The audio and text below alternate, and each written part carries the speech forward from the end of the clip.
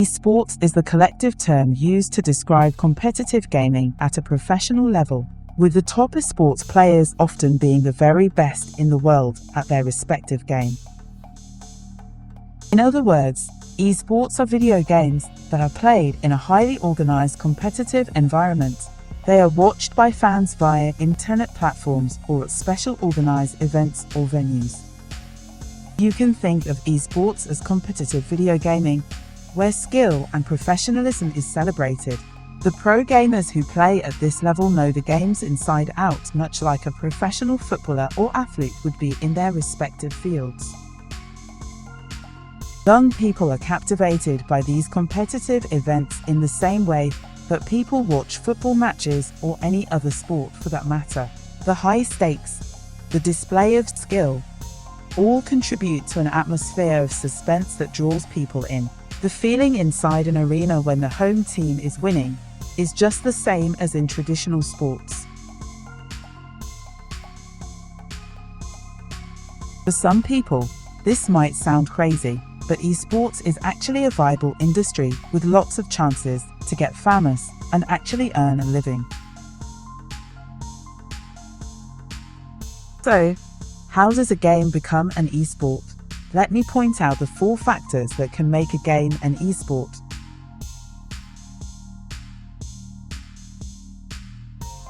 Firstly, it must be fun.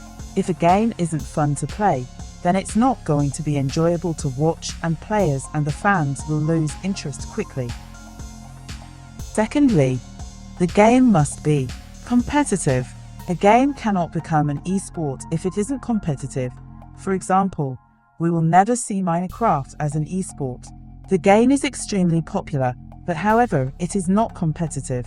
A good esports game needs to have a clear winner and loser. Thirdly, the game must have a large player base.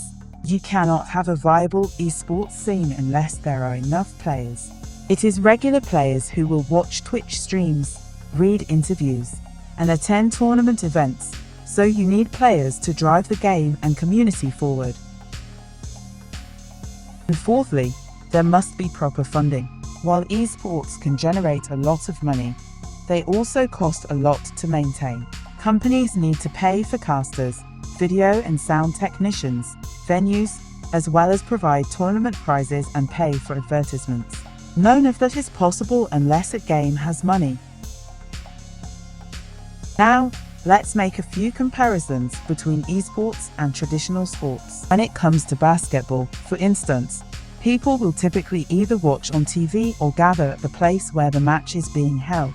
Esports is no different here, except that most watch the games via online broadcasts. Since most TVs and smart devices nowadays feature all the necessary applications, esports can essentially be consumed just like any other sports broadcast. When it comes to stadium events, again, there is no major difference. Instead of a playing field, there is usually a stage in the middle or at the front of the arena so that fans can see their favorite teams and players perform in real time. Esports players are contracted to play for a variety of different organizations, much like a football or basketball player would be. These teams practice and compete on their respective game just as a footballer or other sports person would too. Players also earn money from sponsorships, endorsements, and league salaries. Professional esports players are typically sponsored by companies affiliated with video games, including game developers and game controller manufacturers.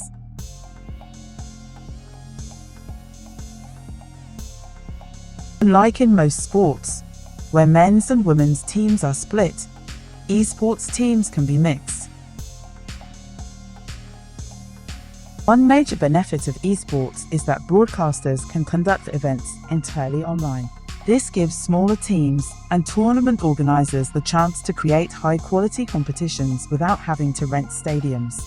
The entrance barrier is also considerably lower, as fans won't have to travel to any venues. In some countries, esports are even regarded as somewhat of a national sport. In South Korea, Esports players are heralded as superstars, with fans flocking to the tournament venues and airports whenever the teams leave for events. Now let's talk about the future of esports. The future of esports looks bright. This industry is expanding every year. Tournaments are becoming bigger and bigger. Teams are gaining more and more fans, and players are growing into millionaires. Countries are starting to recognize esports, be it by granting travel visas for competitors or actually accepting esports as real sport. Also, an increasing number of the major sports betting sites now offer esports alongside traditional sports betting. Betting on esports is a big thing right now. $14 billion was wagered in esports in 2020. That's a massive figure, especially when you consider that esports are still under the radar to some extent. The esports fanbase is huge these days, but it's nowhere near as big as the fanbase is for traditional sports such as basketball, football, and tennis. Thanks for watching.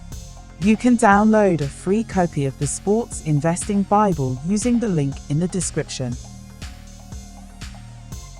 Also on the same link, you can download a copy of the Esports Investing Bible and other free resources. Please don't forget to subscribe and like.